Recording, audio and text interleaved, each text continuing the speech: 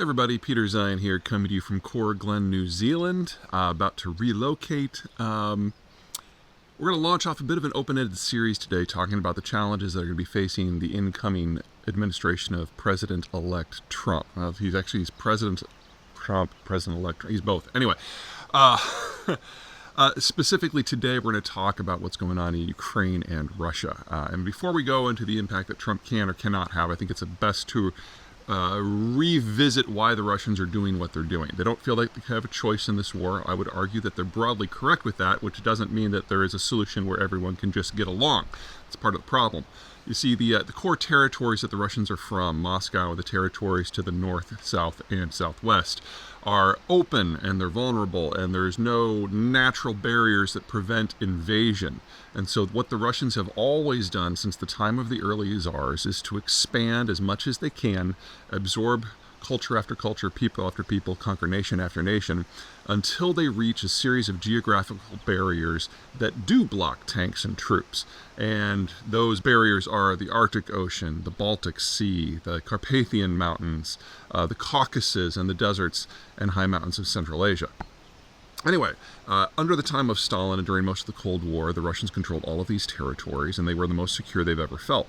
That is one of the many reasons why during the Cold War the primary concern was about a nuclear catastrophe rather than a conventional invasion.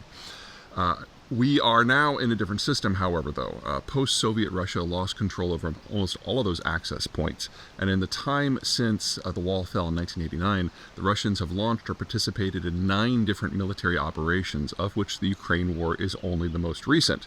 So if there's anything we know about the Russians, it's that this war was always going to happen, and it was never going to be the last one. And any sort of peace deal or armistice simply buys the Russians time to recoup so that they can then go for the next thing. And if they do succeed in absorbing all of Ukraine, as soon as they are capable, they'll go after the next line of countries in the West, which are Estonia, Latvia, Lithuania, Poland, Romania, and Moldova, all of which Moldova are members of NATO. So we are not at the end of the story here. We're in the middle of the story. That's the why.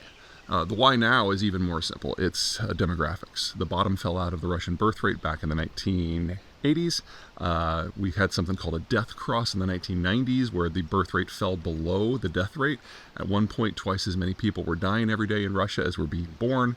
There's since been a bit of a recovery, but it's since turned again, and that's before you consider the war.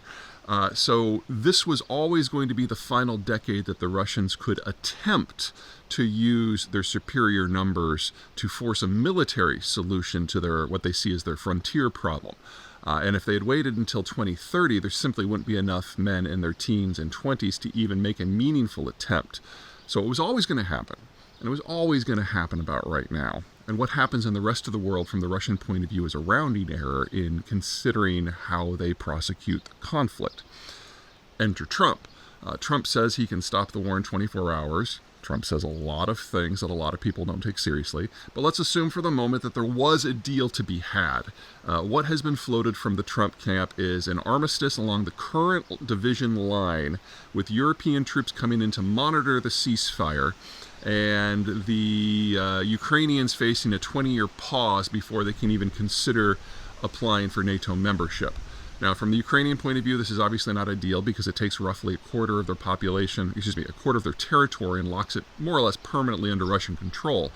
But moreover, this is a deal that the Russians would never accept because they don't have 20 years.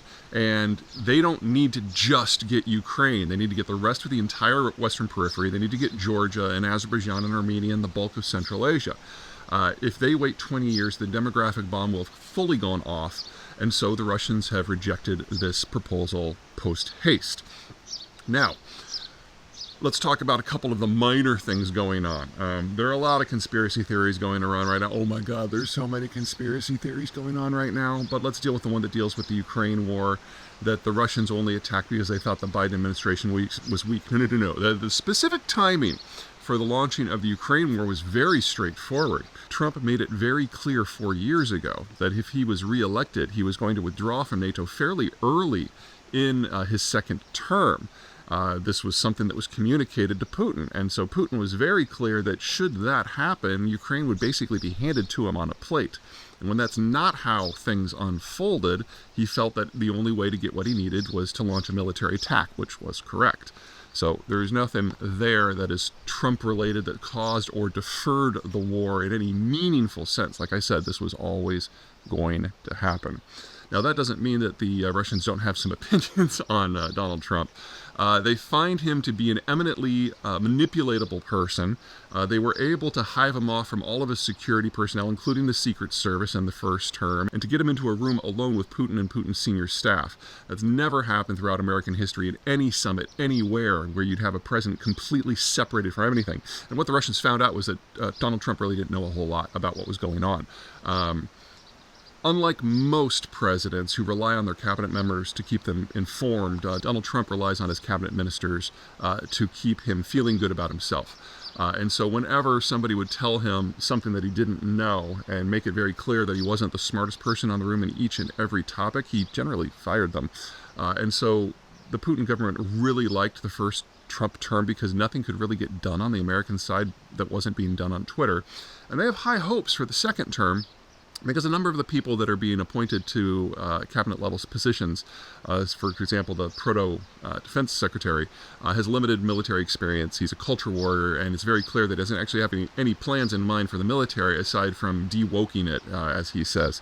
And from the Russian point of view, this is brilliant, because if you can hobble the ability of the American military to function, the American intelligence community to function, because the coordinator of that is basically somebody who's been working for the Russians for years, then all of a sudden you have a free hand, or at least that's what they think.